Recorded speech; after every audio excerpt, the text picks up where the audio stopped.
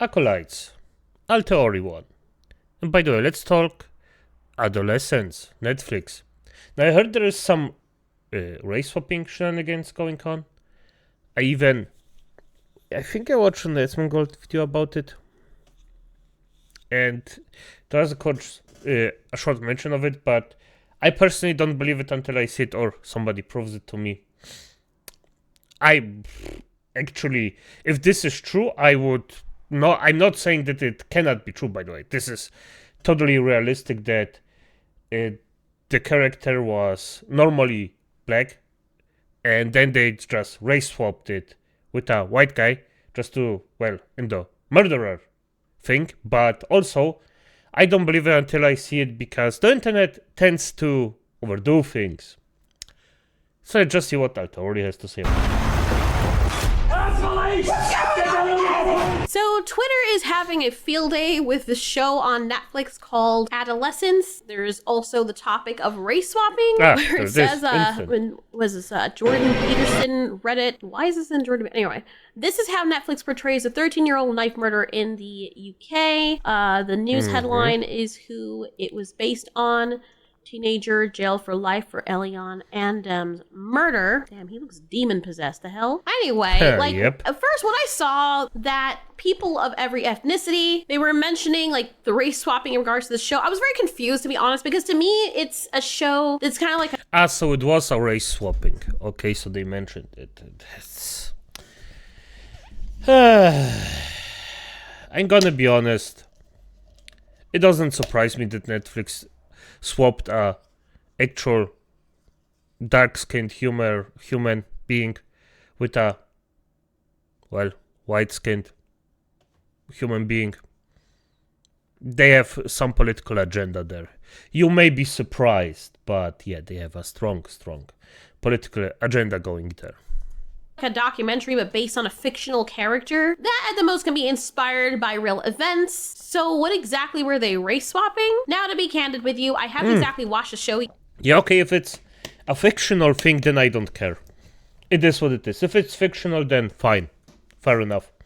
Yeah, and I'm not here to particularly review the show itself. I will watch the show, but I've watched clips of it, when the psychiatrist or psychologist, whatever she is questioning, I guess, Jamie, the perpetrator of the stabbing. And on Netflix, it claims that in response to the question of whether or not this whole thing is based on a true story, it said that while Jamie's story specifically isn't based on a real person or event, the idea of the series did spring from reports that co-creator Graham had heard about on the news of young boys being involved in knife crimes. Other articles are also mentioning that, what happened in the third episode, and it uncovers Jamie's motives for killing Katie. And apparently it's revealed that the girl was calling him an incel, and that he believes, I guess, that 80% of women are attracted to 20% of men, and how she basically bullied him after he asked her out on a date. And so it's basically this female child or person bullying him and treating him like shit, and then I guess he retaliated by just taking her life. Then the article continues by going on about how teenage boys are watching a lot more dangerous stuff, like Andrew Tate, and we'll get into that because yes, that is an issue, but it just didn't crop up for no reason. I guess that's even the reason for this guy making this in the first place, because he's trying to spread awareness to it and whatnot. It even says here that developing the series Storm is directed to the manosphere or red pill and incel culture, and quickly grasped the attraction of the toxic community. And he said, I knew almost immediately. The toxic community? You mean the left? What the fuck? That if I was an isolated kid, I would find answers as to why I felt a bit lost. So the red pill community has become less about a man's mental health and more about men, and yes, some women. Oh, the red pill community. Oof. I mean, don't get me wrong. There were some good points, but they are going the way of the freaking effeminist. They're just going the exact wrong way that they should. It's always this way. If you have a community, if it gets too big, people just take it into the extreme and just do bad things with it. And acolytes, those who know me, you know that I am, basically very, very for a really good masculine model behind the entire thing. I am extremely for it. Every young man needs someone who is a masculine, positive man that actually shows him the ways of the world by strength and stability. And this is something that the Adolf young man just got shafted by instantly. It was just terrible to see, and it is still, because men are just... It's like this. If a woman has a problem, everybody goes in and says, oh, you poor thing, they want to help them.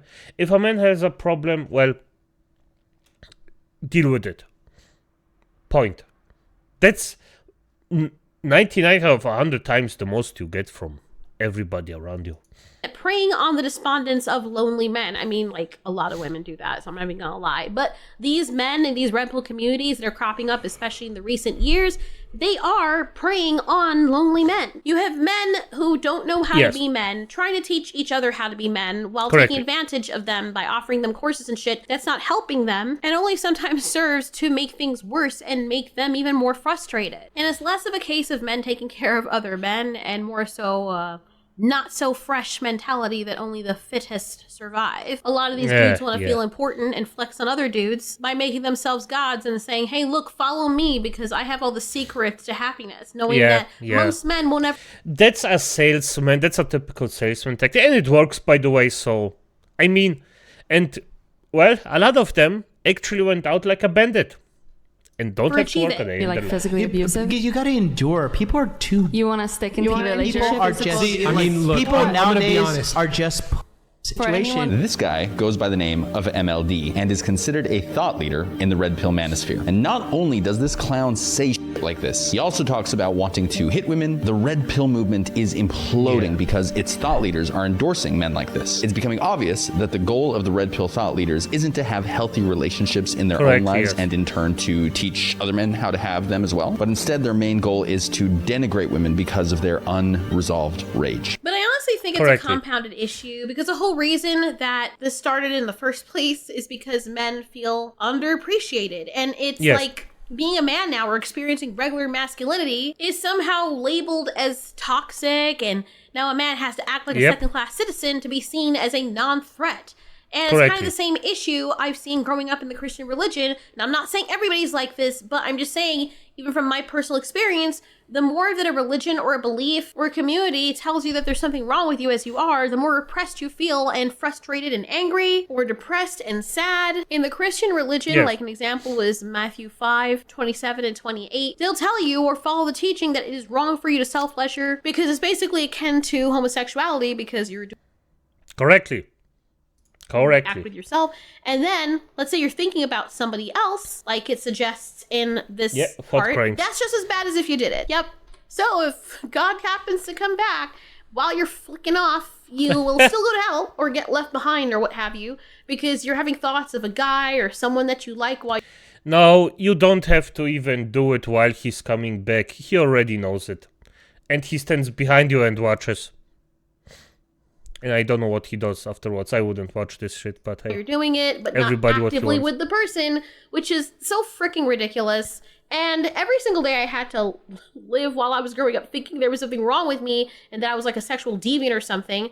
And I felt really guilty afterwards for doing something that was so basic, you know, for having feelings that were just a regular part of being human. So what happens is a lot of these people in these religions or ideologies or cults or situations end up becoming addicted to either substances or they have more hedonistic tendencies because they're so freaking repressed to all hell and being told something is wrong with them as they are. It's the same reason that if you take a wild animal off the street or out of the wild, like a lion or a tiger, and try to put it in an apartment and make it like live in a way that it's not designed to live, like we see with this lion and this clip over here, it's going to eventually remove someone's throat from their body. Just saying. And the thing is, like, the people will see this, that have these animals as pets, and, well, they're a wild animal, and they understand these animals have general behavior that they're not able to take part in, which is not very harmful at all. But then when the animal, having been so repressed and treated as though they're not supposed to be the animal they were born as, finally snaps, people want to put it down and then claim all of its species is dangerous. Let dogs be dogs, let cats be cats, let horses be horses, let women be women, and let men be men, you know? And let children be children. I think that's what... Correctly, the last one. This is something that I don't understand. A lot of people are just behaving as if children were grown-ups, just in smaller bodies. No, those are children. Let them be. Let them run around. Let them do children stuff. It's fine. They are learning. They're just having fun.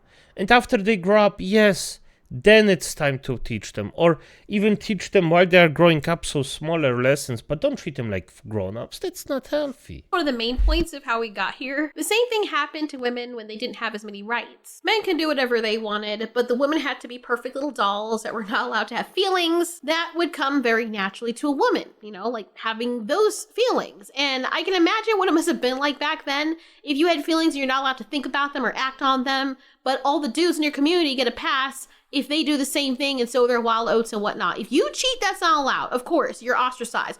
If they cheat, now you're just being a dude. And people may look down on him and say, hey, dude, that's not cool, especially if they're good men, but it's nowhere near the same level as...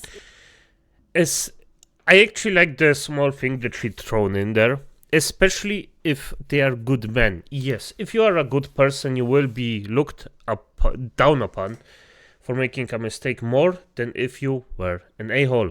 Why is that? Because people think they can abuse your being a good person. Well, let me say it like that. Show strength, not toxicity, and you will be fine. People will actually love you more for your kindness if you defend yourself properly, and I mean properly, than if you're just kind. It would be, or how they look down on women. And so what happens now when women finally get that freedom, a lot of them go fucking ape shit and racking in hundreds and thousands of freaking bodies and going absolutely insane because they've been repressed. Big 1000 was completely done. The room was absolutely full. Then we did groups of 5, like one after the other. I wanted to give people more time, so then it went down to like one-on-ones. I did go in raw. Number 1 out of 1,057 went in raw. Like, I bent over. At this point, I had like 6 other guys like in front of me. Like, my hands are busy, my mouth's busy. And then I just turn around. I'm like, wait, you're not wrapped up. But yeah, I think like when you're in the moment from like the guy's perspective. Why does it matter, though, if they're in your freaking mouth and they're not wrapped? You do realize it can... Never mind, whatever. Yeah, not the point, not the subject. Anyway, then, like, the thing is, it's like a ripple effect, right? Because over time, as women have become more expressive, men, on the other hand, who were seen as the oppressive group from the past, or their founding fathers, whatever, are now expected, or now not expected, to be treated equally, but they have to worship at the feet of women. What exactly is the nuance in child labor? Senator, if I may answer that. Sorry, this question is for Ms. Mahi. Unless, of course, you are trying to speak for a woman. No, ma'am. I have not. By the way, I used this exact thing to win an argument. Just saying. So, because in this argument, it was a petty thing to... Basically, I just... discussed with the woman that I'm entitled to a beer because I held up so often. By the way, it was total bullshit. It was just some banter, and her simp just went in and did exactly the same. I was like, oh, you speak for her, and I got 3 free beers on this day. So fair enough, acolytes. Learn from this. Nor will I. Yeah, and use this, by the way. This is... If somebody is this cocked that they just allow this, Speak for a woman.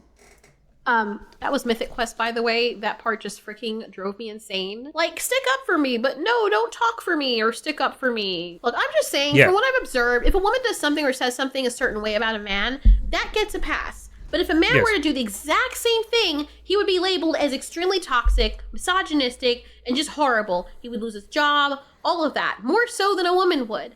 And like the latest case of this is with like 2 students that were fighting in a classroom, and the news blurred it, but you can see it on Twitter. We only see the clip after it started, but this much smaller woman, girl, whatever, is attacking this gigantic freaking dude. And previously, based on other witnesses, she had thrown a metal bottle at him.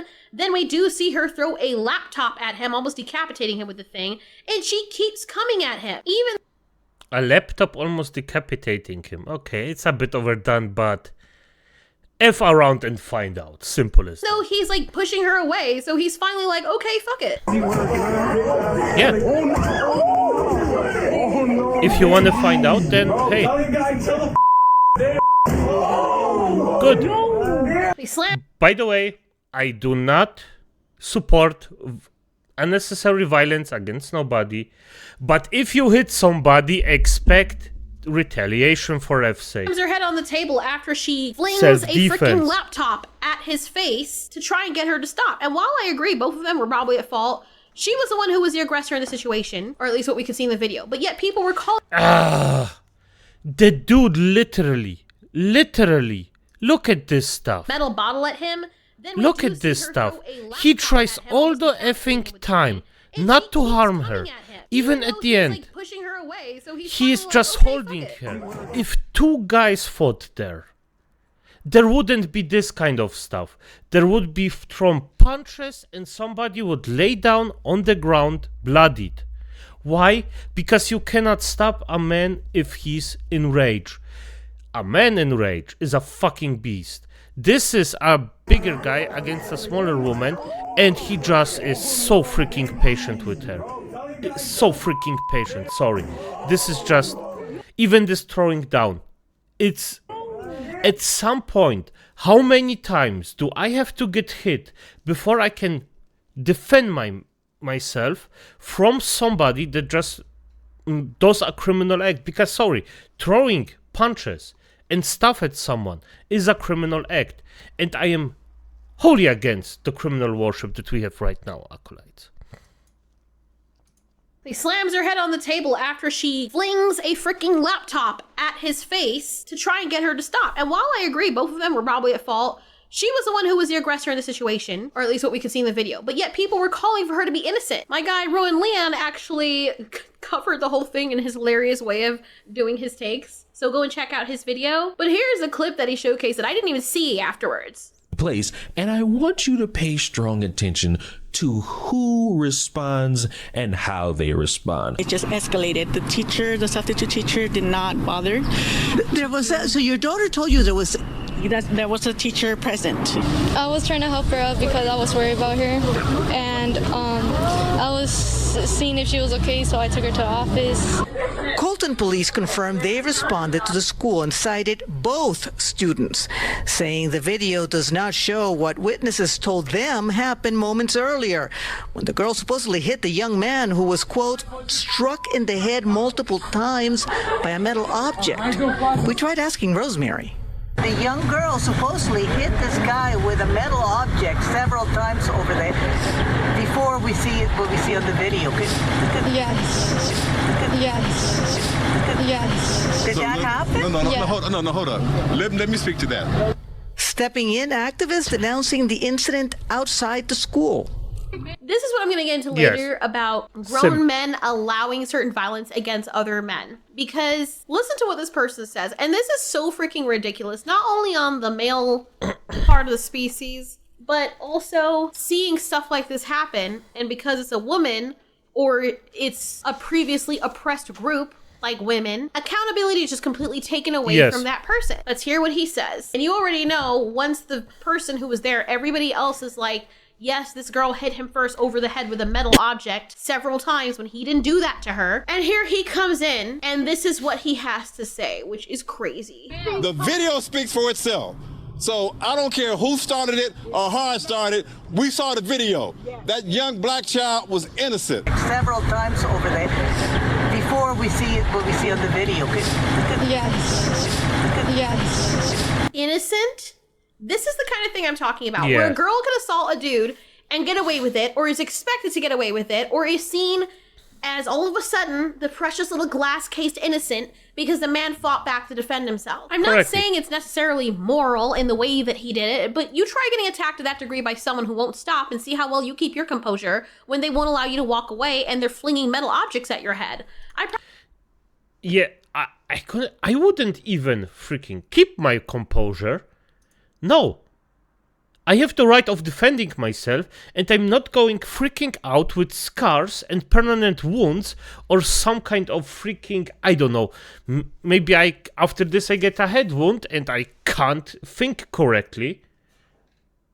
Just because I wanted to show that I am a good human being or something, some shit like that, or that some fucked up Karen thinks that she's a good human being because she says the things that she... No, fuck that.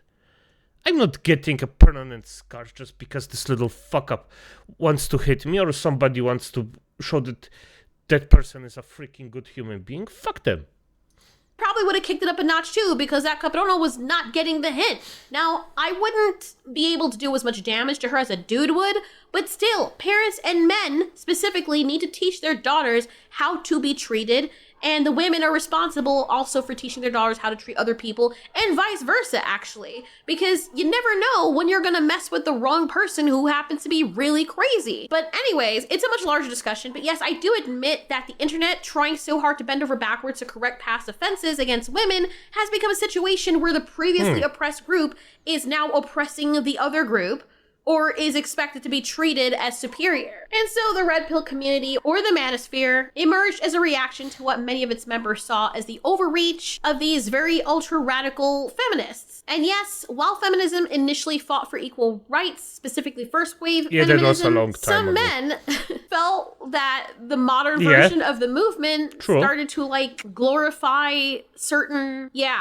toxic parts of feminism, and it went ham on vilifying masculinity outright and painting all men as oppressors. And the manosphere positioned itself as a space for men to voice frustrations about perceived gender double standards, declining male roles, and the emotional toll of modern relationships, whether it be between couples or strangers of the opposite sex. So just like how feminism eventually got a radical side where some women started straight up hating men and acting like all masculinity was evil, the Red Pill or men's movement started off as a space for guys to talk about their struggles and pressures without being judged, the way that women have been able to for a very long time with no condemnation or no punishment whatsoever, because freedom of expression, right? Problem is that I hate men, you know? Lots of women think it's like a female empowerment, I'm a strong woman thing to say that you hate men. On the contrary, when a woman says she hates men, it's usually a telltale sign that she has terrible, horrific experiences with men, and that she allows toxic men into her life, into her love life, into her bedroom. The question isn't, are men toxic? Because there will always be toxic men and women in the world. The question is, why are all the toxic men in your life? Why have you allowed men to treat you so badly that you now hate them? Exactly. I am very proud of women now speaking up about this, but it initially was supposed to be a place for dudes to vent and feel heard, but that too also got twisted, and now it's filled with dudes who hate women just as hard. So now you've got these two extreme sides, right? You got the radical feminists on one side and hardcore red pill guys on the other side who can't stand each other, blame each other for everything. And the truth is, they actually deserve themselves. They deserve each other. It's just, if you have two toxic sides, they deserve each other like a charm. But then secretly still want to like fuck each other. Like, it's really weird. Actually, it's not actually that weird because we know what it is. I just find the whole thing fascinating. And like I said, it's a much larger discussion than this, but I always find it so freaking entertaining when people create these monsters and then are confused as to why those monsters that they created are acting monstrous of that specific group. And the thing is, both are to blame and not to blame. But anyway, so that's what this article about the Adolescence show was talking about. That's what it was referring to. But most of the conversation around the Netflix Adolescence show is about the race swapping, and they're claiming that this kid was race swapped because the main person responsible for a crime similar to this is a black person. And so everyone is going in on this. So there's this fact check saying that Adolescence was not based on Southport, England and the murders of the girls, because the series Adolescence was announced in March 2024 and began filming in early July 2024. But the incident happened, that everyone thinks it's referring to, happened in late July 2024, and the perpetrator was not a migrant. So knowing all of this around the whole thing with Adolescence and people talking about the race swap, and let's say it's true, why is it that people are saying Netflix Adolescence is disingenuous? Like, why is it a problem to have a little white boy I don't playing get it. If it's a fictional world, fictional character, everything's around fictional, and I mean, it's inspired, fair enough. I mean, okay. But what the Now, I'm not saying either is wrong or right. I'm someone who believes that it is quite annoying and insulting when they constantly race swap characters who already had an on-screen presence and establishment, or, they were real and didn't look like that in history. But as for the fictional character situation, I'm not saying that either is wrong or right. Nobody likes it, and people get tired of it, including the group of the character who has been race swapped or reworked to look like the group that they belong to. And when we're talking about the UK, and I'm wondering what people are talking, because I'm wondering where they're getting this from.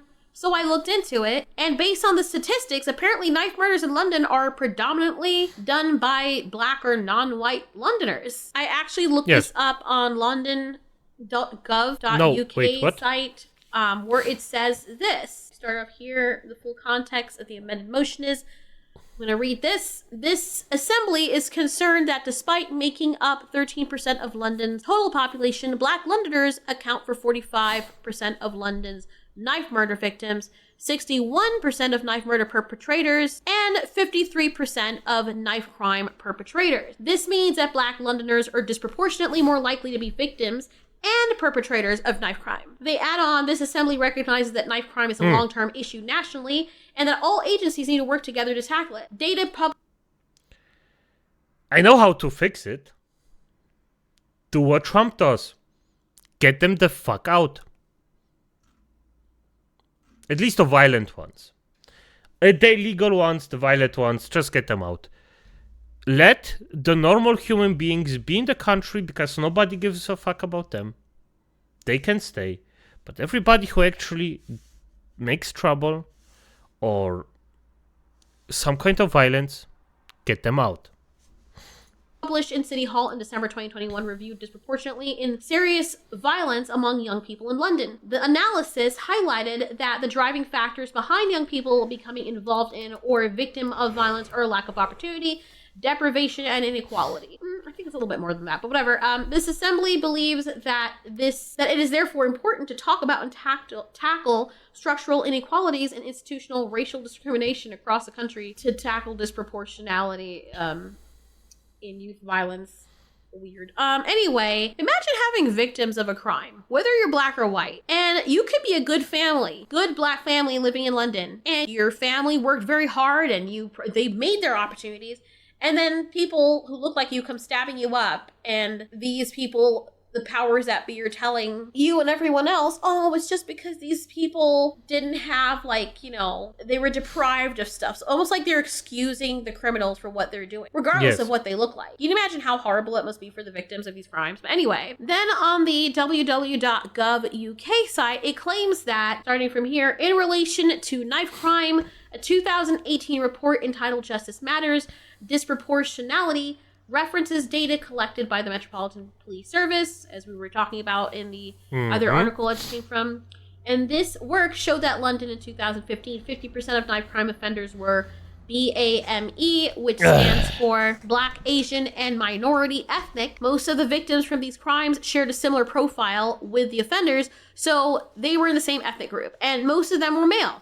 Most of the perpetrators are male, and most of the victims are male. Later in 2017, it claims that 53% of possession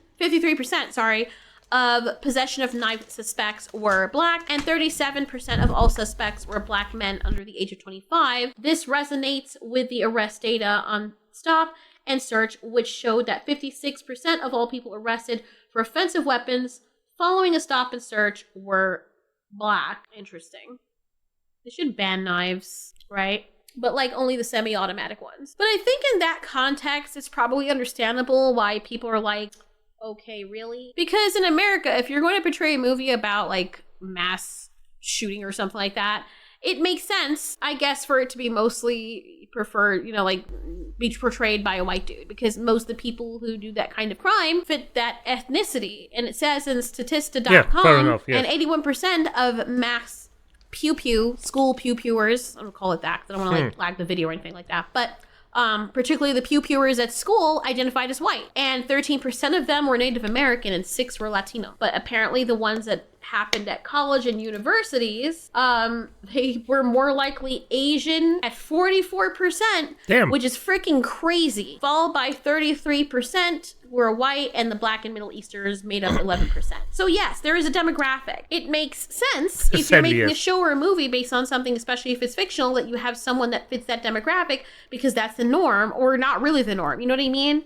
But then you see a significant amount, of people who like to like dead people via the penetration angle, if you know what I mean. The stabby stabbers are done by Black people in a specific group or geographical location. Then it makes sense to portray that using that ethnic background. But Netflix is probably worried that they're like, oh, well, there's already racial sensitivities or insensitivities, depending on the way you want to look at it. So we don't want to drum up more issues or with people hating people who look a certain way just because those criminals that do that happen to look like that. And there's so many other innocent people out there that don't do that who happen to look like that. And that's not fair. Then why even mention it at all? And I think it was less about that and more so about the whole incel thing that I talked about earlier, where these young guys are following these ideologies, no matter what the ideology is, and they feel trapped. They feel like they don't have a place to air their grievances, or if they do, they're vilified for it. And then they go to the absolute extreme. It's becoming obvious that the goal of the Red Pill thought leaders isn't to have healthy relationships in their own lives and in turn to teach other men how to have them as well. But instead their main goal is to denigrate women because of their unresolved rape. No, it's to sell. It's to sell stuff. I disagree with him. It's just to sell stuff. There isn't more behind it. They just want to get rich quick. And this is a good get-rich-quick scheme right now. Any self-respecting guy is willing to say that yes, after a breakup, Red Pill can be useful because certain ideas in it can help you avoid toxic relationships in the future. But it's also becoming obvious the longer you stay in Red Pill land, the more angry and distorted your soul will become. And the fact this guy is a Red Pill thought leader is proof. How does that make you feel? Aren't you supposed to say I'm not ugly? What I think isn't important. Yeah, you don't say the things normal people say, do you? Well, how would you feel if I did say you're not ugly? I just don't know why you don't say the things normal people say. You thought this part infuriated me with this freaking woman. And honestly, like, this part where the kid is saying, I feel ugly, I mean, how? Right? They took, like, a Gerber baby, most adorable looking kid to play this part, and then he's saying, oh, I'm ugly. Or what? It's still possible. I mean, yes, he is adorable, but you can still manipulate someone into thinking that they are ugly. Whatever. Or maybe he said I feel ugly or whatever. Maybe that's like the inside or whatnot. But that would have hit a lot harder if it was from someone with a different ethnic background who was bullied in a place where the majority of the ethnic demographic of the UK is not that, right? Or what the person is, the main character is. And it would have been understandable if he was being bullied for that reason. Yes, true. And maybe it's best that they didn't do that because everything's about that now, about Black people being oppressed or non-white people being oppressed. And I think, honestly, even people from the community are very sick and tired of that. So maybe, honestly, this is like the most bland, safe version that they could have taken. And probably also because this kid is a really good actor. He's acting his ass off. The woman's doing a good job, too, being freaking annoying. I hate when therapists are like, how does that make you feel? Bitch, how do you... That's not true, Artori. Being annoying, that's in the bloodstreams, so... I think it fucking makes me feel. Why are you asking me that shit? Like, you're trying to make me crazy so I can keep coming here and spending money. Like, I don't know. It's just a really weird thing. Like, not all therapists are like that, but in the movies, how they perpetuate the therapists when they're speaking with people that are clearly agonizing over something. It's like they're trying to tick the people off more. Dad was ashamed of you and you think I should contradict you now when you tell me you think yourself ugly? I don't know.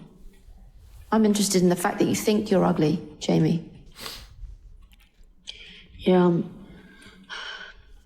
I'm fascinated. She's talking. This is so cold. Come on. This is a kid. I'm interested in it because what you think is more important to me than what is true, okay? Never say that. That's just bollocks. It is? Oh well, whatever. Now, people must be wondering, like on Twitter and stuff, that people are... By the way, just so you know, the thing that she said was, in my opinion, disgusting. Because if you have something true, you tell the person, of course you cannot be a total freaking a-hole, and just go in their face and be, oh, you're an ugly motherfucker. No. Step by step, tell them the truth, and build upon it. And you will find inner peace way quicker than actually lying to yourself. It's a harder road, but it pays off, acolytes. Remember that. And if you can't, well, I always need undead servants.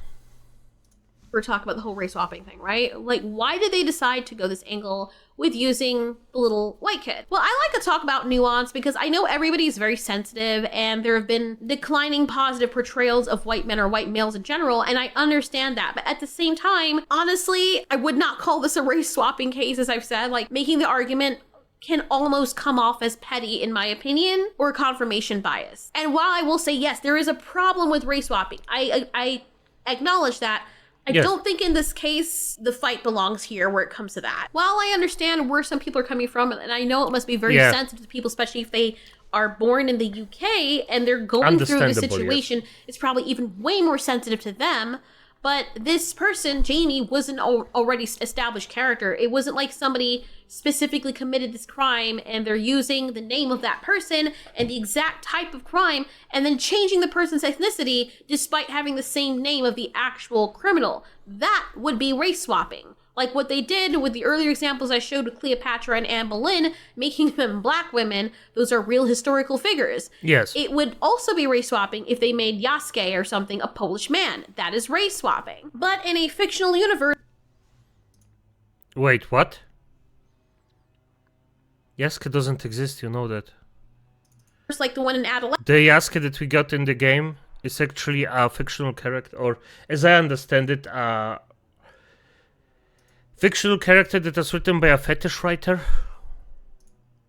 So yes, it's a fetish of a writer, probably, as I understand it, so yeah. Lessons where they created a character who decided to stab his victim, and let's be honest, stabbing is not something that's exclusive to non-white people. Yeah, of course. I don't see anything particularly wrong with this. Like, I find it more of an issue that they're going on the angle of the whole incel thing. And honestly, maybe it's not all bad, because depending on how you interpret this Netflix show, just based on the clips I've seen, it might give you a better empathetic understanding of what these little boys must go through. And people seem as though they made this so that this discussion can be had, because they see that there's an actual issue with their young people in their country. These little boys, obviously, they have no outlets to air their grievances, or they're ashamed for it. The teachers are not stepping in. And so they start looking to these online groups that make them feel heard, and they end up indoctrinating them with these very harmful ideologies when all they needed to do was to feel comfortable in their masculinity, hang out with other guys, and have a healthy father figure or healthy male figures, people who are looking out for them and just not,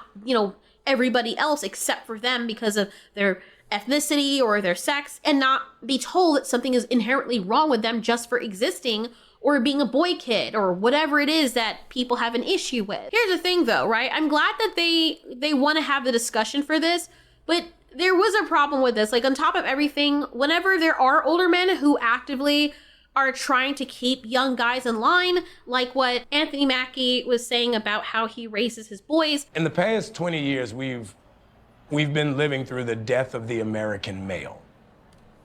They have literally killed masculinity in our homes and our communities. Ready? Just fucking kiss me, man. Hey, yo, what the fuck? They get shamed for that too, and women are always saying men need to hold other men accountable, but when a man like Anthony Mackie openly talks about instilling good values in his sons, like respect and responsibility, suddenly it's, oh, you're putting too much pressure on them. Let kids be kids. Like, what? You literally can't win. It's either men are toxic and they need to raise boys better and hold other men accountable. Or when they do that, oh, men are toxic for trying too hard to raise their boys right. Yep. I think Karen. Like, pick a lane. Then it's like, you wonder why all men are just like, I'm going to give up. Maybe people just need to shut their mouths and let men raise their own damn kids. The real problem is that so many men aren't in the home, or if they are, they're told they can't discipline their kids or lead in any meaningful way. So now we got a generation of boys coming up who don't even know what being a man looks like. All they've seen is this dynamic where the woman does everything, makes all the decisions, while the man sits in the background, unable to act normal as a human being, unsure of his role, feeling helpless and bouncing, the moment things get hard. And I'm not saying that's true for everybody, but that is the image that has been pushed in media for years now. Unless, of course, you were trying to speak for a woman. I have not, nor will I ever speak for a woman. That's right.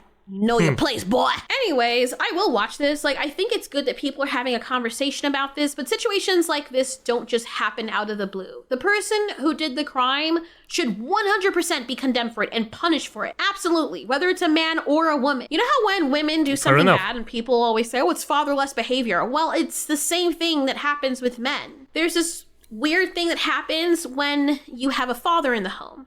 They temper you and teach you how to manage your emotions respectfully. Like, mothers can teach that too, but since men are so good at it because they are expected to always keep themselves in control no matter what in society happens, they're not given a pass, for being emotional or having a bad day. It's not written off as, oh, he's just having hormones when they fly off the handle about something, because they're seen as more dangerous and stronger, and they have to learn to keep that in check. And so they're the best teachers of that if they're well socialized. Like, most of my good values that I've learned, and this is not to my mom and I have reconciled, and I'm so happy about that. But there was a lot of damage done specifically from her side because she was also hurt by her mom. And I'm so glad I had my father in the home, because even though she taught me some good values, like how to function in society, how to be strong, my father, I got most of the emotional kindness and the social, I wouldn't call it leashing, but like learning how to temper myself, learning how to be with other people. Yeah. I get that from my daddy. And I think that innately the baselines in men and women are beautiful when they work in tandem. And if we have somehow arrived at a societal milestone in our existence where men and women can no longer work in tandem or synchronize with each other, then it's no wonder why people aren't willing to breed and have kids with each other anymore. I mean, it's more than that. I know there's a lot more variables involved in that. But men being scared to death of someone lying on them and then going to jail because the system is now set up to overcorrect and believe absolutely every single thing a woman says without evidence, it's going to breed a host of resentment, especially when you've had time and time again situations where men have gone to jail just based on something a woman said, only for it to be discovered later, like 20, 30 years later, after they spent life in jail for something they didn't do, the woman lied on them, and I'm so sorry, after 30 years of their life is gone. For the women to have absolutely no idea what's going on. And you know what the worst thing is? That woman that actually lied won't even get punished for it properly, if at all. That's the worst thing. Just punish them 1 or 2 times and it will stop to a very, very big degree. People that are not terminally online, or they're just going out there living their lives, they have no idea that this is happening, right? From their perspective, they're gonna resent men that are acting out because they don't trust any women. The men don't trust the women, and so these women who are unsuspecting of what's going on in society, they're just like, oh, I'm just gonna go outside now for the first time in 10 years. And all the men are staying away from them. Yeah. They're like, what the hell? So they're going to resent these men. They're going to be like, I don't know what happened to men, bro, but dude. And so they treat every woman, like an issue, these men, which is then going to cause those women that they come in contact with that are good women. That's what happens when, you have an influx of certain ideologies in society from either side, because one begets the other. Anyways, what do you guys think? Do you think that the society of incels exists because men are mutating into more aggressive things and they're mean? Do you think it's predominantly because of the internet and hookup culture with people losing their values or there being a lack of shame? Do you think it's because women are now at the point where they claim they don't need men at all, even though a lot of those things mixed in. It's women still rely on men for most of the services we benefit from. And if you're a woman in OnlyFans, you're making all that money by using fan base, which is 99% men. But regardless, there's another side to it because of hookup and internet culture, men don't need to be faithful anymore. So they get mad that women are thoughts. But then when they actually find a good woman, they cheat on her for those same thoughts, which in turn cause a domino effect. That woman who was a good girl becomes bitter against men because when she was a good girl, that man treated her like shit to chase after the girls he claims don't deserve any respect. So in that good girl's mind, she's thinking, well, why don't I become a thought? Because obviously the nice girls get nothing. We get treated like shit. And then they become incels. Like, is it a chicken and the egg situation? Like, or chicken before the egg or egg before the chicken? Is the justice system the way it is right now because of women, or is it because the men in power allowed this to happen and created this monster because they knew that women would vote emotionally, they would have the women's vote? While most people do vote emotionally, they believe many women vote emotionally more so than dudes do. And so they can get the votes of women by giving them more power over the men in their circle that ensures the people in power stay in power without realizing how it's tearing apart the society. Like, it's a lot of moving parts, a lot of things to discuss.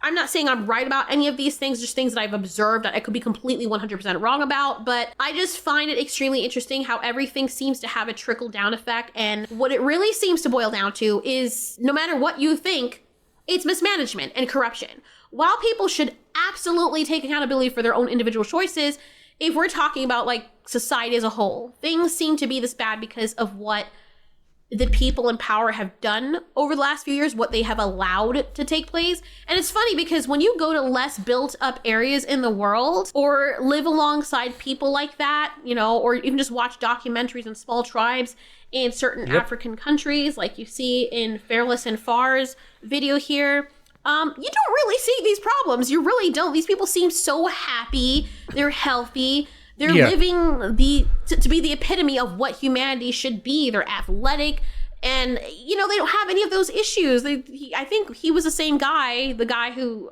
made this video, this documentary, where he talked to these guys. He's like, "Hey, have you ever thought about, you know, what do you think about life and what it is?" And these guys, their answer was something like, "Oh, we just like, where's meat? You know, where's our meat gonna come from tomorrow?" Or you know, and they're like, stars. They're like, star what? No, meat.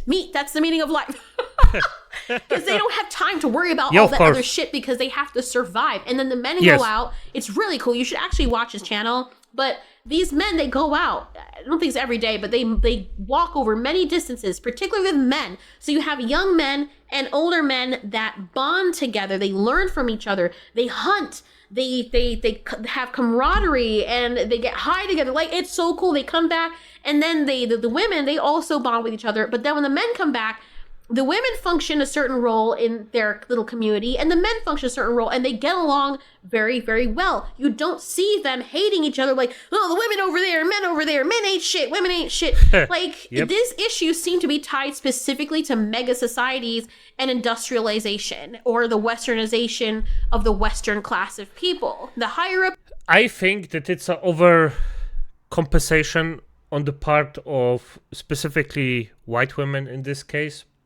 Just because, let's be honest, white women are very privileged. One of the most privileged groups in the world, if not the most privileged group in the world. And they are trying to compensate with, quite frankly, suicidal compassion. I mean, the compassion that they just show is just extremely bad. It's way too much. It's way too much. But I mean, it's understandable why. I prefer they won't, but it's understandable. You go is the more unhappy people seem to be with themselves because they have absolutely nothing to do with their fucking time. And no, it's not just a capitalism thing, because I already know someone's going to say that. This is a very human issue that happens globally, whether the system is capitalist or communist. The difference is people in capitalist countries appear to have a little bit more freedom to openly grieve about these issues and voice their frustrations. Anyway, I will watch this. I was just mainly talking about the subject on Twitter with the race swapping thing and the reasoning behind why they decide to cast this person, probably, and the broader conversation of it. But I think it's a good thing to watch it because I think it is an issue, not just in the UK, but maybe more so in the UK. And I would like to hear from you guys what you think the issue is. I think there's a lot of moving parts, like I said, but I'd like to hear your perspective of what you